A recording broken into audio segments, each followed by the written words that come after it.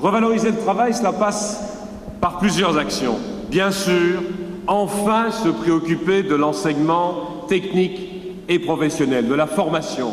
Combien d'emplois en Flandre, en Wallonie, à Bruxelles restent inoccupés simplement parce qu'on ne trouve pas les jeunes ou les moins jeunes capables d'être opérationnels, capables d'être immédiatement dans l'entreprise.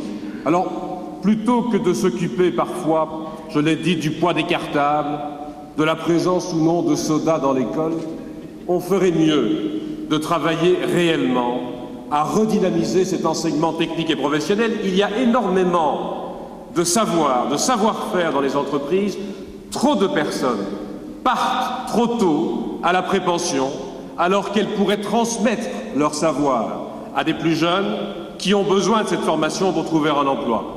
De la même manière, il faut bien sûr creuser l'écart, on l'a rappelé, entre les allocations et le revenu du travail. Il y a trop de personnes encore aujourd'hui qui refusent un emploi parce que travailler rapporterait moins que les allocations de chômage, en plus entraînerait des frais de transport, de garde d'enfants, d'habillement. Et, je le rappelle de temps en temps, il y a une troisième différence, il faudrait aussi travailler.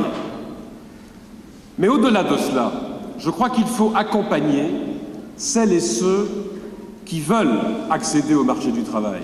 Ça signifie tenter de leur donner des formations, parfois des formations en langue. À quelques kilomètres, il y a un emploi disponible dans une autre langue. C'est vrai en Hainaut, c'est vrai à Bruxelles. Leur donner une formation dans les métiers où l'on manque de main-d'œuvre et de capacité. Leur dire aussi qu'ils ne trouveront peut-être pas un emploi immédiatement à côté de chez eux, qu'il faut peut-être un peu de mobilité. Et puis leur dire qu'il faut accepter cette formation, qu'il faut accepter cet emploi. Parce que, soyons clairs, il faut accompagner, il faut aider les demandeurs d'emploi.